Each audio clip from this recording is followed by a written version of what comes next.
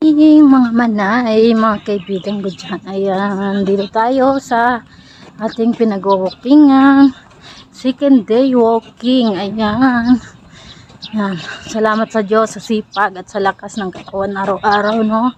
Ayan, gumising tayo ng maaga para mag-walking-walking ulit. At nako, pag nandito talaga sa Pinas, masarap kumain. Kaya hindi maiwasan, no? Na lumobo yung katawan. Kaya exercise muna tayo habang wala tayong trabaho. Samantalahin natin habang wala pa tayong trabaho, no? Hindi pa tayo nabalik sa ating trabaho. Kaya may oras pa tayo para sa ating pag-walking. Ayan. Medyo makulimlim pa. Mag-alas 7 pa lang ng umaga. Kaya hindi pa masyadong kita yung haring araw natin, no? Maya-maya yan, mga 7. Bago mag-8. Kita na yan. Napakaganda ng araw dito. Yan yung hinahabol ko dito eh. Mga alas 7, maarawan tayo.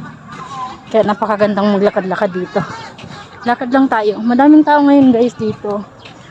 Ayan, kung makikita nyo, may mga naglalaro dito sa likod ko. Ayan. Tapos marami na din mga pauwi. Marami pa mga nagsisidating na nag-walking. Halos yung iba, araw-araw ko nakakasama dito.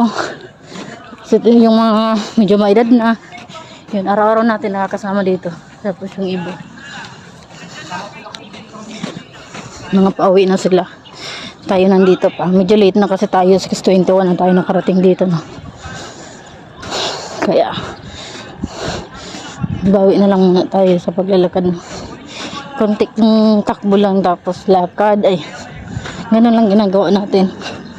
Huwag masyadong batak sa takbo. Baka mabigla yung ating katawan, no?